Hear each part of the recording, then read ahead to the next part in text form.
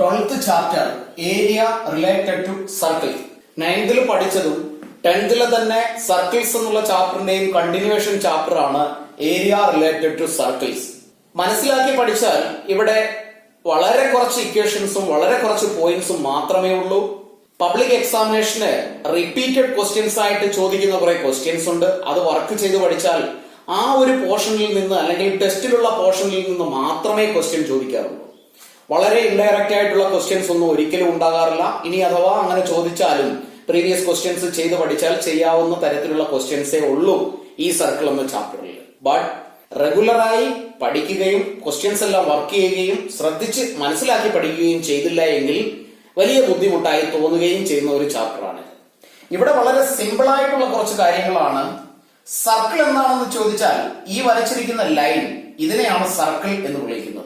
ഇതിനുള്ളിലുള്ള പോർഷനെ portion inside the circle എന്നും പുറത്തുള്ളതിനെ portion outside the circle എന്നും വിളിക്കും.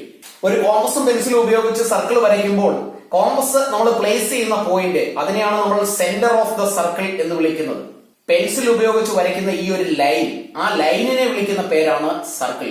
ദാറ്റ് മീൻസ് ഈ ലൈനിലുള്ള പോയിന്റുകൾ, ആ പോയിന്റുകളെ നമ്മൾ പോയിന്റ്സ് ഓൺ ദ സർക്കിൾസ് എന്ന് പറയും. അപ്പോ a point on the circle എന്ന് പറഞ്ഞാൽ അത് ഇതായിരിക്കാം any point on the circle. അത് മനസ്സിലാക്കിയിരിക്കുക. അതല്ലാതെ പോയിന്റ് ഓൺ എ സർക്കിൾ എന്ന് പറഞ്ഞാൽ അത് ഇൻസൈഡ് ദ സർക്കിളോ ഔട്ട്സൈഡ് ദ സർക്കിളോ അല്ല. On the circle, any point on the circle എന്ന് പറഞ്ഞാൽ അത് സർക്കിളിലെ തന്നെ പോയിന്റുകളായിരിക്കും. അങ്ങനെയാണെങ്കിൽ പിന്നീട് നമ്മൾ മനസ്സിലാക്കി വെക്കേണ്ടത് സർക്കിളിന്റെ സെന്ററിൽ നിന്ന് സർക്കിളിലെ ഒരു പോയിന്റിലേക്ക് വരയ്ക്കുന്ന ലൈൻ, ഈ ഒരു ലൈനിനെ നമ്മൾ റേഡിയസ് എന്നാണ് വിളിക്കാറ്. Radius of the circle. ഒരു റേഡിയസ് മാത്രമല്ല, ഒട്ടനേകം റേഡിയസ് നമുക്ക് വരയ്ക്കാം. ഇവിടെ നിന്ന് ഇങ്ങോട്ട് വരച്ചിരിക്കുന്നതും റേഡിയസ് ആണ്, ഇവിടെ നിന്ന് ഇങ്ങോട്ട് വരച്ചിരിക്കുന്നതും റേഡിയസ് ആണ്. ഇനി സെന്ററിൽ കൂടി കടന്നു പോകുന്ന, സെന്ററിൽ കൂടി പാസ് ചെയ്തു പോകുന്ന ഈ ലോങ്സ്റ്റ് ലൈൻ, അതിനെ നമ്മൾ വിളിക്കുന്ന പേര് ഡയമീറ്റർ എന്നാണ്. ഡയമീറ്റർ.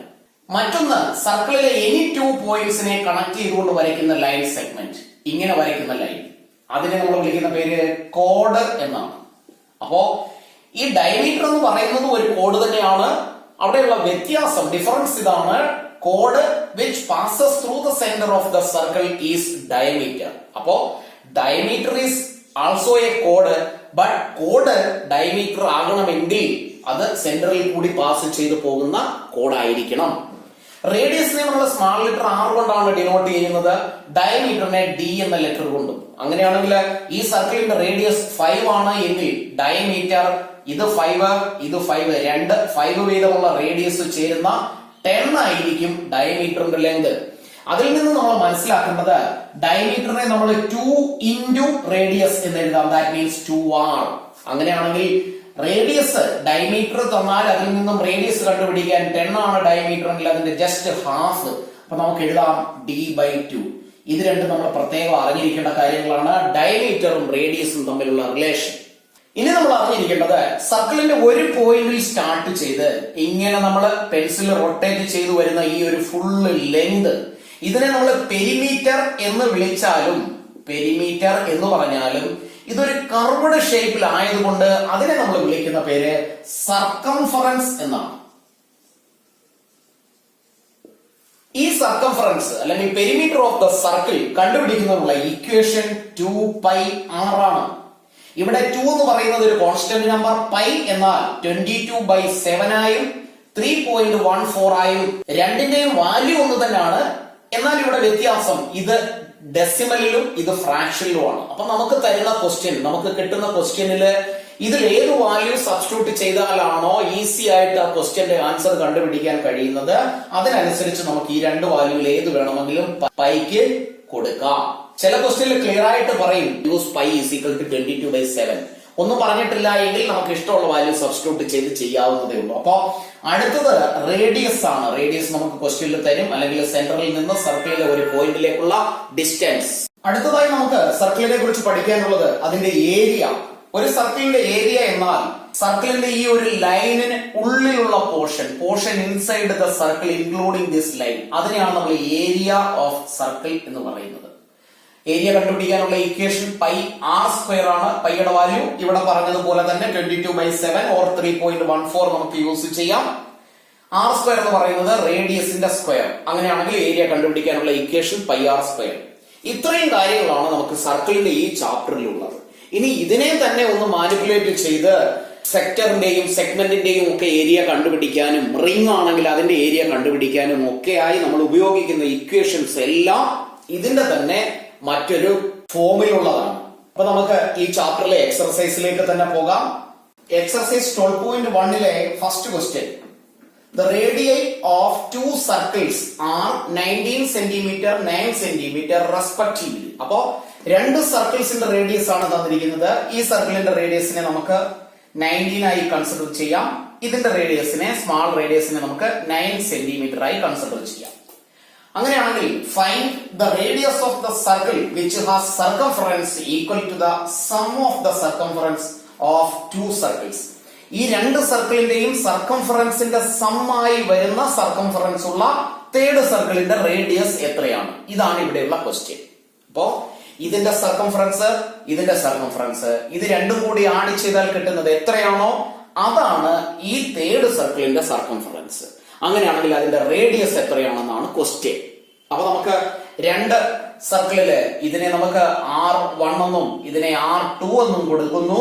ഈ റേഡിയസിനെ ക്യാപിറ്റൽ R എന്ന് എഴുതിയാൽ ഇതിന്റെ രണ്ടിന്റെയും കൂടി സർക്കംഫറൻസിന്റെ സം നമുക്ക് കണ്ടുപിടിക്കാം. അപ്പോ എഴുതുന്നത് ഇങ്ങനെയാണ്: we have R1 is equal to 19 centimeter, R2 is equal to 9 centimeter. അങ്ങനെയാണെങ്കിൽ രണ്ട് സർക്കിളിന്റെയും സർക്കംഫറൻസുകൾ സെപ്പറേറ്റ് കണ്ടുപിടിച്ച് സമ്മ് കണ്ടുപിടിക്കുന്നതിനേക്കാൾ എളുപ്പം ഒന്നിച്ച് അതിന്റെ സമ്മായിട്ട് അങ്ങ് കണ്ടുപിടിക്കാം. അപ്പൊ എഴുതുന്നത് ഇങ്ങനെയാണ്: sum of circumference of two circles. 2πr ആണ് സർക്കംഫറൻസ് കണ്ടുപിടിക്കാനുള്ള ഇക്വേഷൻ. ഇവിടെ നമ്മൾ റേഡിയസ് രണ്ടെണ്ണം കൺസിഡർ ചെയ്യുന്നത് കൊണ്ട് R1 R2 എന്ന് കൊടുത്തു. അങ്ങനെയാണെങ്കിൽ R1 പ്ലസ് ഇത് ഈ സർക്കിളിന്റെ സർക്കംഫറൻസ്, രണ്ടാമത്തതിനെ നമുക്ക് 2πr2 എന്ന് എഴുതാം. ഇവിടെ കോമൺ ആയിട്ട് 2π എഴുതാം. 2π into left with R1 plus R2. അപ്പോ ഇങ്ങനെയുള്ള ക്വസ്റ്റ്യനില് നമ്മൾ സെപ്പറേറ്റ് ചെയ്താൽ ഇത്തിരി കൂടുതൽ സമയമെടുക്കും, സ്റ്റെപ്പും കൂടും. അത് ഒഴിവാക്കാൻ ഇങ്ങനെ ചെയ്ത് ഇക്വേഷനെ സിംപ്ലിഫൈ ചെയ്ത് അതിനുശേഷം വാല്യൂ സബ്സ്റ്റിറ്റ്യൂട്ട് ചെയ്താൽ മതിയാകും. അപ്പൊ 2π into R1 which is 19 plus R2 which is 9. ഇതിനെ നമ്മൾ സിംപ്ലിഫൈ ചെയ്ത് 2π ഇൻറ്റു ആഡ് ചെയ്താൽ 28 എന്ന് കിട്ടും. ഇത്രയും സെന്റിമീറ്റർ ആണ് ഇതിന്റെ രണ്ടിന്റെയും സർക്കംഫറൻസിന്റെ സമ്മ്. അങ്ങനെയാണെങ്കിൽ ഇനി നമുക്ക് കണ്ടുപിടിക്കേണ്ട വലിയ സർക്കിളിന്റെ സർക്കംഫറൻസ് ഒന്ന് എഴുതാം. Circumference of third circle. ഇതിനെ നമുക്ക് തേർഡ് സർക്കിൾ ആയിട്ട് കൺസിഡർ ചെയ്യാം. ഇത് ഫസ്റ്റ് സർക്കിൾ, ഇത് സെക്കൻഡ് സർക്കിൾ.